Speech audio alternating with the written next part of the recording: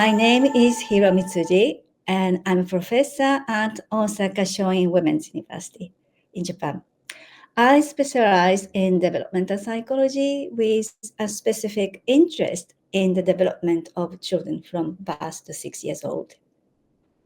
Throughout my career, I have received several awards, and from that awards and several grants, I now explore topics such as development of mentalizing skills and the role of language in child development, as well as social cultural aspect of mind reading capacity.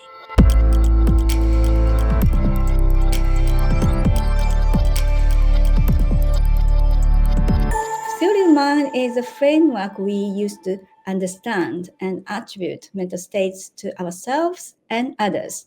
In a teaching practices, what often you see is a little bit younger children I'm talking about. They see things going around themselves from their point of view.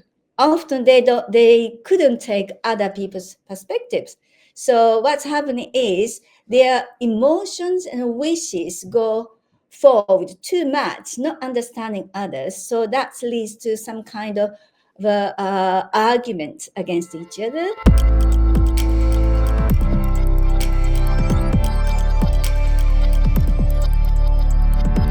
There are a huge study which is called meta-analysis. So many studies are looking at a similar aspect, which is called theory of mind, specifically why other people think differently from others. So we have a tool called false belief tasks. So when it comes to using false belief tasks to test children's understanding theory of mind, there are at least 2 years delay in Japanese children's understanding. Japanese speaker has special tendency in the daily conversation. So I call it no agency language. So without saying who is saying to whom, you have to figure it out what's going on in a social context.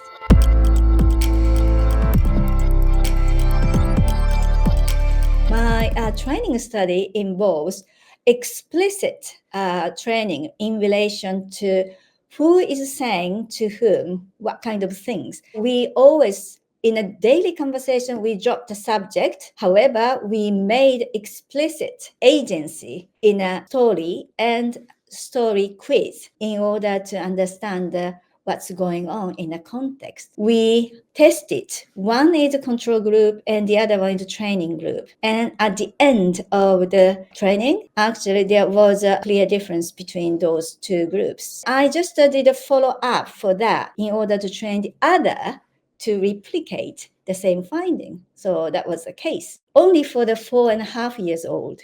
But unfortunately, 4 years old, regardless of the training, they didn't make any progress on the understanding theory of mind.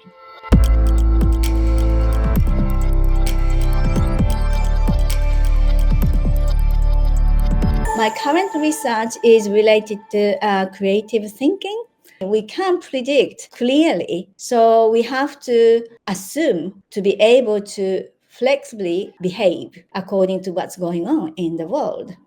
So to do that, I think the creativity is a very important aspect and skill to be able to nurture.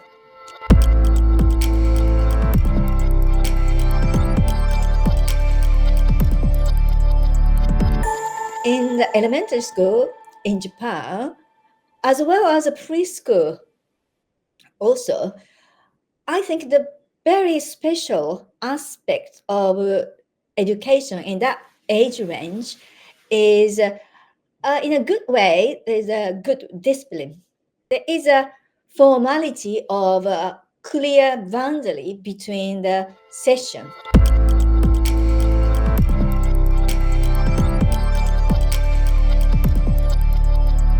Osaka Shoin Women's University, it was started more than 100 years ago, funded by private business person, because at that time there was very few education for women. So there was a necessity to open up new school. That's a beginning of this university. At the moment, the students around 2,000 to 2,500. So it is relatively small university.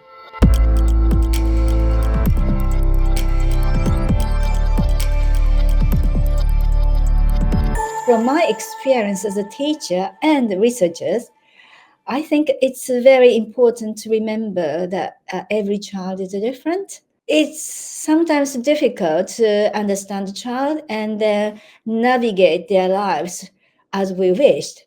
However, it's harder. The challenge is the more opportunity for us to learn.